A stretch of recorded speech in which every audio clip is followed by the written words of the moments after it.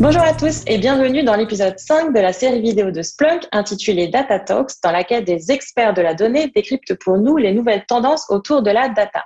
Je suis Audrey Williard, Senior Content Marketing Manager chez Splunk, ou plus simplement dit, la voix française de Splunk. J'ai le plaisir aujourd'hui de recevoir un des spécialistes français de la donnée, Gilles Babinet. Bonjour Gilles et merci d'avoir accepté cette invitation. Bonjour. Alors, Gilles, vous êtes conseiller sur les questions numériques à l'Institut Montaigne. Vous représentez la France auprès de la Commission européenne pour les enjeux du numérique et vous êtes aussi l'auteur du livre Big Data, Penser l'homme et le monde autrement. Alors déjà, partons d'une définition. Qu'est-ce que le Big Data selon vous ? En fait, il n'a pas de définition très arrêtée, en tout cas pas académique. Le Big Data, c'est à la fois le fait qu'il y a une très forte croissance des données, c'est une croissance tout à fait exponentielle. Et puis, c'est aussi de nouvelles méthodologies, de nouveaux outils pour traiter ces données qui sont principalement apparus au milieu des années 2000. La plus connue d'entre elles, c'est ce qu'on appelait à l'époque Hadoop, parce que c'était le premier outil qui permettait vraiment de traiter ce qu'on appelle les données non structurées, c'est-à-dire les données qui ne sont pas issues de bases de données avec des indices progressifs. Et donc, ça, c'était une révolution qui a été suivie par de très, très nombreux outils. Mais l'idée, c'est d'être capable de traiter à la fois des données structurées et non structurées, c'est-à-dire issues de bases de données ou dans lesquelles il y a des continuités, avec des données non structurées et d'arriver à faire des corrélations entre ces deux types de données. Alors, une donnée structurée, comme je l'ai dit, ça peut être par exemple, je sais pas moi, des prix dans un magasin qui sont enregistrés dans une base, ou ça peut être des plaques d'immatriculation de voitures, ou ça peut être des numéros IP par exemple sur un réseau. Et puis une donnée non structurée, ça peut être par exemple notre conversation. Ça, c'est une donnée non structurée. Elle n'a pas de suite linéaire. On peut pas dire voilà, il y a après telle plaque d'immatriculation, il y a telle autre plaque d'immatriculation qui vient, et il y a une cohérence dans ce genre de choses. Voilà, donc cette école, elle est apparue dans les années 2000 et elle s'est profondément développée. Et aujourd'hui, il y a un certain nombre d'éléments méthodologiques et technologiques qui sont assez bien identifiés pour pouvoir traiter les données. Donc, la culture des données massives est extrêmement différente de ce qu'elle était auparavant. Et puis, pour finir, je dirais qu'il y a un effondrement du coût qui est proportionnel. C'est-à-dire que ce qu'on faisait en 1995 avec 1 million d'euros, 15 ans plus tard, on le faisait avec une dizaine d'euros. Et donc, évidemment, ça a complètement fait évoluer la culture de la donnée en général dans tout type d'organisation. Et donc, ça m'amène à ma deuxième question. Aujourd'hui, pour exploiter ce big data, est-ce qu'on a besoin d'une intelligence artificielle ? Est-ce que l'IA, c'est indispensable ?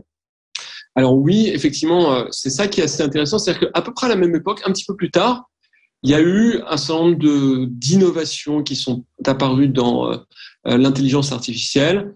Et on est sorti de l'hiver de l'intelligence artificielle, à peu près au milieu des années 2000 aussi.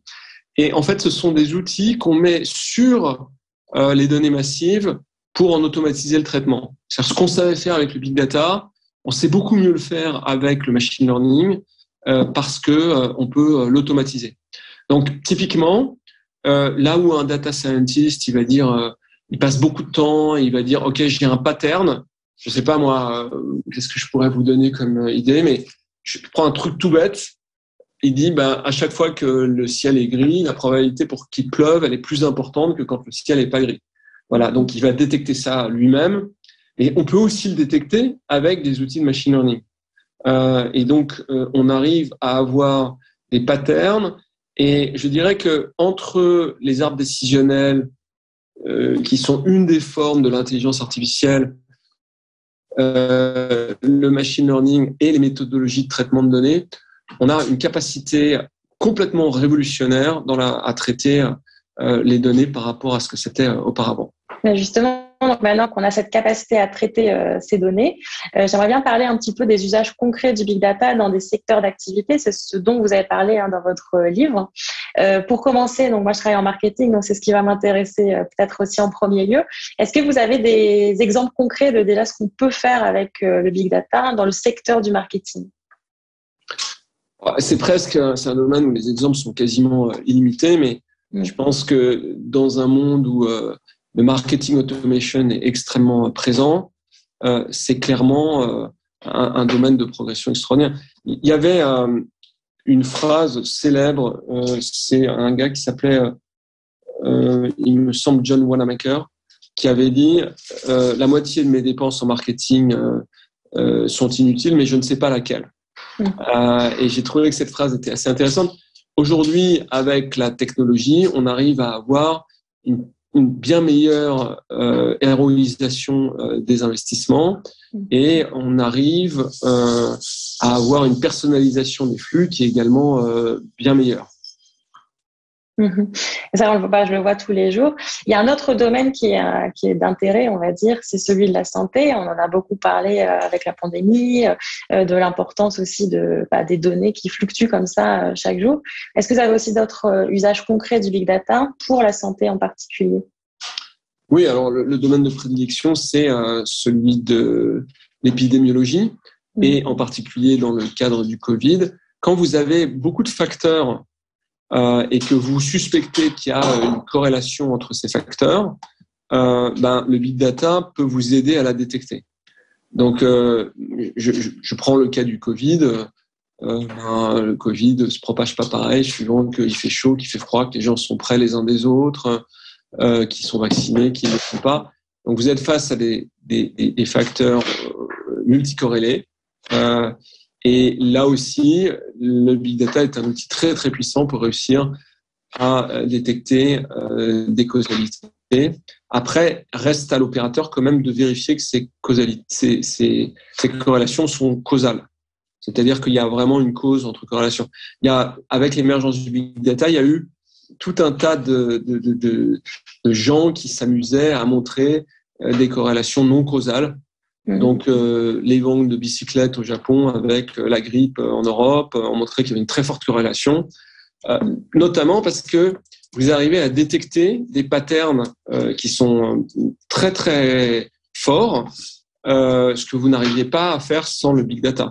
Donc, vous prenez plein de données, vous dites donne-moi tous les jeux qui corrèlent, puis vous les sortez, vous les analysez, vous vérifiez que certains sont de façon évidente causaux, et puis d'autres ne le sont pas. Donc, il faut aussi savoir poser les bonnes questions aussi. On peut dire beaucoup de choses en fait aux données, faire dire beaucoup de choses aux données, mais il faut savoir aussi les mettre en perspective en fait. C'est d'ailleurs vrai aussi dans le machine learning. Le machine learning, il peut complètement prendre des décisions sur des sur des corrélations non causales. Ça arrive tous les jours, et c'est pour ça d'ailleurs qu'il faut de la supervision dans le machine learning.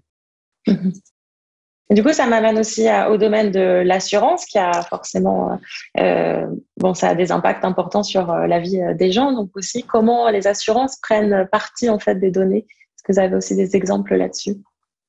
C'est ce qu'on appelle l'assurance paramétrique.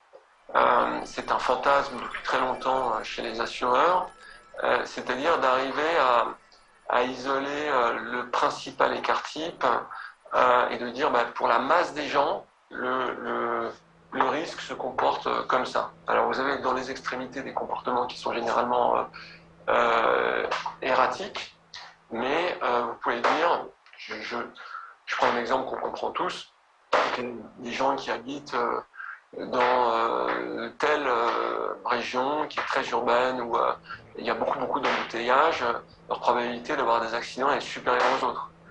Ou les gens qui sont entre telle tranche d'âge et telle tranche d'âge, ou les hommes par rapport aux femmes, puisque c'est démontré, etc., etc. Et donc, plutôt que de le faire par grosse catégorie, vous le personnalisez. C'est-à-dire que vous arrivez à vraiment rentrer dans un profiling type et personne n'a le même tarif que l'autre. Voilà, ça c'est déjà le cas, je pense, chez les assureurs. Si vous voulez aller encore plus loin, vous dites ce qui existe dans pas mal de compagnies. Je ne sais pas si ça existe en France. Alors dites, écoutez, vous installez un petit boîtier dans votre voiture. Dans le boîtier, il y a des accéléromètres.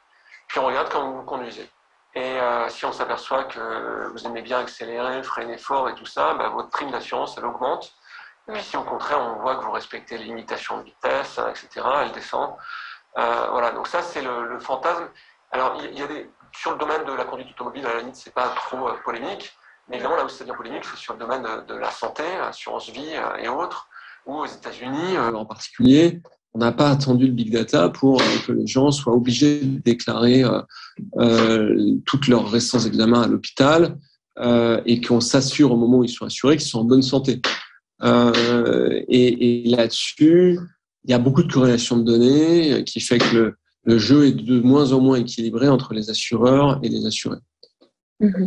Donc ça, c'est vrai que c'est des régulations qui sont différentes entre chaque pays. On va voir que en France, en Europe, ça va être différent de ce qu'on est peut-être capable de faire aux États-Unis ou en Chine, en Inde, etc. Donc c'est vrai que ça va être différent. Après, sur un autre domaine qui est plutôt celui des transports, pendant quelques temps, on n'a pas trop pris les transports, mais là, ça y est, on est reparti. Est-ce qu'on peut aussi tirer parti de la data pour faire peut-être des prévisions, pour ajuster peut-être les offres aux usagers? Alors vraiment, le transport, c'est un super exemple de big data parce que vous êtes vous produisez beaucoup de data. Le transport, ça produit énormément de data et vous êtes sur des facteurs qui sont multicorrélés, interdépendants. Si vous faites ce qu'on appelle du report modal d'un système de transport à un autre, vous avez tout un tas d'incidences en cascade. Je sais pas moi, si par exemple vous décidez de fermer une route, immédiatement vous allez reporter ce trafic ailleurs. Voilà. Mais si vous décidez que vous baissez un tarif, par exemple un tarif de train, vous faites du report modal. C'est-à-dire les gens ils vont plus prendre la voiture, ils vont prendre le train, etc. Donc vous avez des tonnes de paramètres qui sont la météo, les événements sportifs, la période de l'année, les vacances. C'est vraiment très très massivement multivarié. Et vous pouvez quand même, parce que vous avez beaucoup de données, définir des patterns qui sont assez clairs dans ce domaine. Donc on voit de plus en plus ce qu'on appelle des plateformes de masse apparaître, donc mobility as a service, qui vont connecter les différents systèmes de transport et qui vont, en tout cas dans les pays scandinaves, essayer de faire des arbitrages entre les systèmes de transport suivant les conditions générales où on va pousser, par exemple, on va fermer l'entrée des villes, en tout cas dans les villes scandinaves, on va pousser les gens à laisser leur voiture en grande banlieue devant une gare et puis à prendre le train, ou au contraire, on va les laisser s'approcher de la ville suivant le contexte dans lequel le trafic s'exprime. D'accord, donc il y a déjà des exemples chez nos voisins donc à suivre. Après, je pense à un autre domaine un peu plus large, ça c'est tout ce qui est ressources comme l'eau, l'énergie, la gestion des déchets, etc. S'il y a aussi une façon de peut-être être plus productif ou plus efficace dans la gestion de ces ressources grâce à la data, selon vous? Oui, alors effectivement, on voit que on arrive à... Je prends l'exemple des supply chains, donc tout ce qui est la fourniture des biens qu'on consomme, etc., etc. Ces supply chains, elles représentent 80% des émissions de l'économie. Donc c'est beaucoup, hein. C'est que 20%, c'est des processus transformatifs. Et on s'aperçoit que finalement, il y a tout un tas d'arbitrages qui sont faits sans tenir compte de contraintes d'environnement. Et si on introduisait dans ces supply chains un prix du carbone, on aurait des arbitrages complètement différents. Comme par exemple, on passerait du transport par avion au transport par bateau, au transport par train. Voilà. Et donc, on a des fournisseurs de solutions d'intégration de supply chain, notamment les très très grandes entreprises comme par exemple SAP, qui commencent à introduire un CO2, un carbone calculator. Ça s'appelle SAP Carbon Calculator, qui permet, dans des environnements qui sont très, très, très multivariés, vraiment, il y a beaucoup, beaucoup de variables, d'arriver un peu à comprendre et avoir des arbitrages qui sont le prix, la sécurité, l'unicité de l'offre ou pas, le carbone, la rapidité. Et donc, vous avez beaucoup de variables là-dessus et ça vous aide à mettre en place des processus décisionnels. En passant, c'est au moins autant du big data que du machine learning. Mhm. D'accord. Ça, c'est très intéressant parce qu'on parle de plus en plus, en fait, de cette question du développement durable, de l'impact qu'on a aussi sur la planète, du Green IT, etc. Donc, est-ce que pour vous, la data, elle peut aussi être utilisée pour être plus respectueux de la planète, pour être plus peut-être productif au niveau de notre production agricole, etc. Est-ce que voilà, on peut aussi le transformer de manière positive? Alors, effectivement, aujourd'hui, on monte beaucoup du doigt le numérique comme étant source de beaucoup d'émissions, à juste titre, d'ailleurs. Mhm. Le numérique, c'est 2,5% de l'utilisation primaire de l'énergie aujourd'hui. C'est autant que l'avion, probablement à peu près autant que l'avion. Voilà, avec quand même moins de conséquences en matière d'émissions de CO2 pour des raisons physiques qui seraient un peu longues à expliquer ici, mais voilà. Et le numérique, on ne prend pas en compte les externalités positives du numérique. C'est-à-dire que le fait que le taux de remplissage des systèmes de transport soit plus important, que le taux d'utilisation d'une façon générale des infrastructures est plus important grâce au numérique. Mais là où je pense que le numérique peut être vraiment utile, c'est à partir du moment où on met un prix aux externalités. Et effectivement, si on commence à mettre un prix au carbone, un prix carbone aux choses, bah là, tout d'un coup, on va se dire, OK, comment est-ce qu'on fait pour limiter ce prix et comment est-ce qu'on trouve les meilleures solutions? Et le fait d'avoir de la data va être déterminant, notamment sur ce qu'on appelle le scope 3, c'est-à-dire non pas les émissions que vous produisez vous-même, mais que vous produisez au travers des achats que vous faites. Si vous êtes un fabricant d'automobiles, par exemple, bah, une grosse partie de la valeur que vous mettez dans vos voitures, je crois 40%, quelque chose comme ça, c'est des tiers. Et donc, vous savez rien de la façon dont sont produits ces produits-là. Si dans l'achat que vous faites, vous achetez un phare, il y a un coût du carbone et que vous connaissez ce coût du carbone, vous allez faire des arbitrages pour acheter des phares qui seront moins carbonés, entre guillemets. Et donc, c'est toute une nouvelle économie qui doit être produite et tout un tas de systèmes d'information qui vont aider à faire ces arbitrages qui restent encore à mettre en place et qui n'existent que de façon très marginale. Mhm. Et du coup, pour vous, est-ce que c'est la condition pour avoir ce qu'on pourrait appeler une éthique du big data, à l'instar d'une éthique de l'IA, d'avoir ces sortes de garde-fous ou de régulation autour de la data qui nous montrent que oui, ça a une conséquence et donc il faut la traiter avec cette conséquence en tête? Alors, l'éthique du big data, je ne sais pas, je pense que elle se situe actuellement beaucoup dans un texte qui est très largement discuté puisqu'il a été annoncé hier, qui est le Data Governance Act de la Commission européenne et qui vise exactement ça. Consiste à dire, il y a des entreprises qui possèdent des datas qui pourraient être valorisées par des tiers.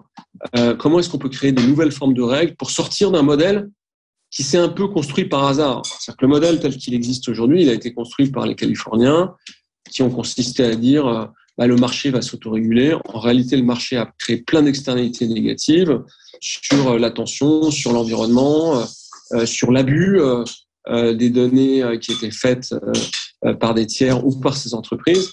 Et donc, il faut corriger ça. On a fait le DSA, DMA récemment. On est en train de corriger ça, mais le grand texte là-dessus, ça sera le DGA, et à mon avis, dont la nature éthique du texte est extrêmement forte. D'accord. Donc là, on parle de l'Europe. Est-ce qu'on peut aussi parler de la France plus particulièrement?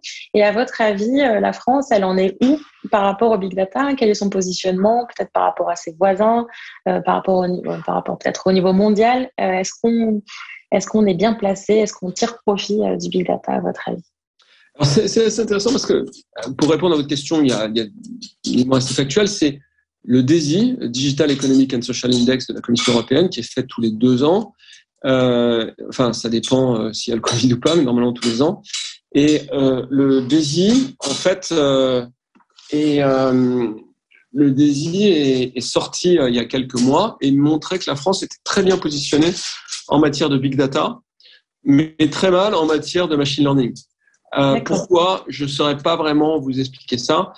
Mon explication, mais qui vaut ce qu'elle vaut, que je n'ai pas du tout validée par des travaux, c'est qu'en réalité, on a une très bonne école mathématique et il y a eu une forme d'engouement des grandes écoles d'ingénieurs pour le big data et moindre pour le machine learning. Le machine learning qui vient souvent prépackagé en tout cas pour beaucoup de cas d'usage en général. Donc, c'est l'explication un peu tordue que j'ai pu trouver. Mais en tout cas, oui, on est, je crois, les premiers dans le DSI ou les deuxièmes en matière d'usage du big data. D'accord, bon, donc c'est positif en effet. Et pour les gens qui nous regardent et qui voudraient tirer parti du big data, comme on l'a dit au début, ça peut être positif pour plein d'industries. Donc pour peut-être un entrepreneur ou pour une personne qui est déjà en activité, je sais pas, dans le commerce ou dans la santé, etc., et qui voudrait commencer à tirer profit, est-ce que vous avez des conseils en fait pour commencer à se poser la question du moins? Alors, il y a plusieurs MOOC en matière de big data qui existent. Certains sont ouverts. J'ai vu qu'il y en avait un sur l'université de Stanford qui était il est assez ancien. Il doit dater d'une dizaine d'années. En passant, il y a Doug Cutting à l'intérieur qui est le pape du big data qui s'y exprime. Et puis, il y a aussi pas mal de vidéos sur YouTube qui sont super, je trouve, qui expliquent comment on utilise des outils comme Spark, qui est un peu un outil très référent sur le traitement in-memory des big data. Il y a aussi un certain nombre de livres qui existent sur la question. Alors moi, ceux que j'ai, c'est des livres qui sont plutôt anciens, qui doivent avoir 7 ou 8 ans. J'imagine qu'il y a mieux maintenant aujourd'hui sur ce sujet. Mais d'une façon générale, il y a quand même pas mal de contenu. En France, on a une assez bonne école qui est l'ENSAE, qui est une école statistique et qui, quand même, ces dernières années, a fait pas mal sa révolution sur le sujet big data, machine learning, et qui propose des curriculums que j'ai vus de loin, que je trouve pas mal. D'accord. Ok. On mettra le lien aussi en descriptif. Et puis voilà. Ouais. Il y a aussi le Master X HEC, qui est le deuxième dans le monde sur ce sujet. D'accord. Ok. Ouais, bien placé. Ok, du coup, ça nous amène à notre dernière question. Et c'est une question assez large et qui s'adresse au futur. Donc, en fait, comment voyez-vous le futur du big data? D'abord, je pense qu'il y a une très forte intégration dans les outils de machine learning. Ça, c'est clair sur ce jeu-là. Il y a de nouvelles écoles qui sont en train de sortir, notamment autour du small data. Alors, small data, c'est très lié au machine learning. C'est le fait de ne plus avoir des énormes datasets et des énormes pré-traitements comme dans GPT-4, qui est le gros truc de l'initiative d'Elon Musk, enfin, au départ, l'OpenAI Initiative. Et je pense qu'il y a de plus en plus d'approches no-code. C'est-à-dire où, en gros, vous allez chercher vos jeux de données, vous les insérez, et puis vous n'avez plus du tout de ligne de code à taper pour pouvoir commencer à faire sortir des choses qui sont intéressantes. Moi, je pense que quand on veut rentrer dans la finesse, il faut quand même être un peu proche des maths et du code. Mais néanmoins, pour tout un tas de petits usages, c'est quand même relativement intéressant. Et puis, pour parler du futur, il y a quand même un truc qui est intéressant, c'est que si le DGA dont je parlais tout à l'heure, le Data Governance Act, est pertinent, ça peut vraiment créer une très très grande valeur au niveau européen. C'est pas impossible, c'est probable que ça n'y arrive pas, mais il y a plein de choses que moi, si j'avais la data, que je pourrais assez facilement faire.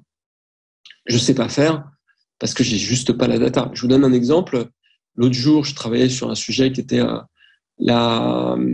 l'isolation thermique des bâtiments. Et donc, j'ai regardé s'il y avait des jeux de data qui existaient. Et en fait, il y a très, très peu de data, quoi. Il n'y a pas de data, open data sur le sujet. Alors que, en réalité, cette data, elle est forcément quelque part et elle est forcément significative. C'est-à-dire que, je sais pas, moi, si je prends, par exemple, les gens qui font des captations infrarouges en masse sur des villes, des satellites, il doit y avoir des jeux de données qui se baladent. En l'occurrence, je crois que ça existe en open data via Copernicus. Mais si je prends, par exemple, je sais pas, les gens qui les dépenses de laine de verre et de produits d'isolation quartier par quartier, peut-être que je me rendrai compte que il y a des endroits où on n'utilise plus ça et que ça correspond à, je sais pas, une corrélation avec le niveau de richesse des gens ou pas. Voilà, il y a sûrement quelques grosses corrélations à faire qui seraient extrêmement instructives. On peut pas les faire. Et donc le marchand de laine de verre, il va vous dire mais attends, ça c'est ma data à moi, il est hors de question que je la laisse à d'autres. Voilà. Pour autant, il va rien en faire. Donc le DGA, son objectif, c'est de libérer la donnée. Et si c'est bien fait, si on peut garantir à ce fournisseur de laine de verre que la donnée ne va pas se retrouver directement chez son concurrent, eh bien, le potentiel en matière de création de valeur, et d'externalité d'ailleurs sociale aussi, il est peut-être considérable. D'accord, donc c'est un sujet à suivre. Du coup, vous disiez c'est sorti hier, donc on va suivre ça de très près. Hier matin, le DGA vient d'être annoncé. Je vous avoue que j'ai pas encore eu le temps de regarder le texte. D'accord, bon, on verra ça. Ok, merci encore Gilles d'avoir accepté de participer à ce nouvel épisode. Eh ben de rien. Nous vous donnons rendez-vous pour un nouvel épisode de Data Talks à retrouver sur notre chaîne YouTube et sur notre blog Splunk. N'hésitez pas à commenter et à liker et on vous dit à très bientôt.